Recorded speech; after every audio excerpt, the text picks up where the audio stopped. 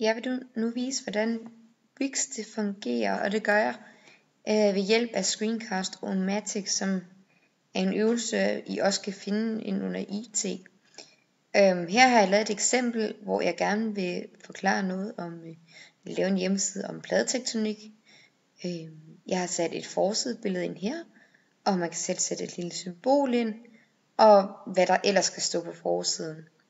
Så kan man gå ind og lave nogle forskellige underkategorier her. For eksempel kan man gå ind og lave en introduktion, hvor man skriver, hvem man er i sin gruppe, og giver læseren en intro til den hjemmeside, der er blevet lavet.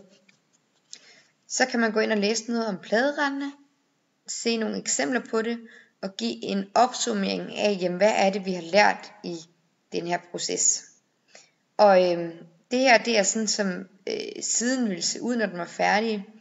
Men så kan man så også gå ind i redigeringen her.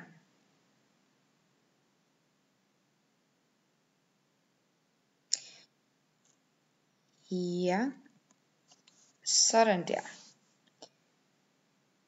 Man kan for eksempel, det er meget simpelt, når man trykker på for eksempel billedet, så kommer man ind og siger for eksempel erstat sidedesign, eller erstat sidebaggrund, så kan man selv gå ind og redigere det. Man kan bare trykke her på teksten og gå ind i redigeret tekst. Så har vi nogle funktioner herude i siden. Der bliver for eksempel sagt baggrunden, så kan vi prøve at trykke på den. Så kan man så gå ind og sige, om det bare skal være en farve, eller en video, eller et billede, hvor jeg så har valgt et kort her med pladegrænserne. Under kategorierne, der kan jeg gå ind og trykke her.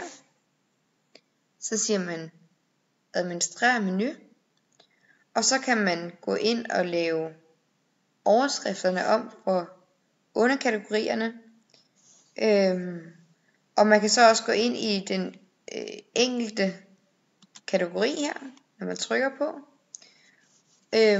For så at lave den side om. Så det er egentlig et ret nemt og brugbart arbejdsredskab.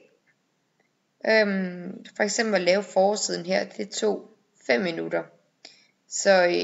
Så selvom man lige skal sætte sig ind i, hvordan man gør, så det er en super fed øvelse for eleverne, og til at aflevere et produkt på en anden måde. God fornøjelse.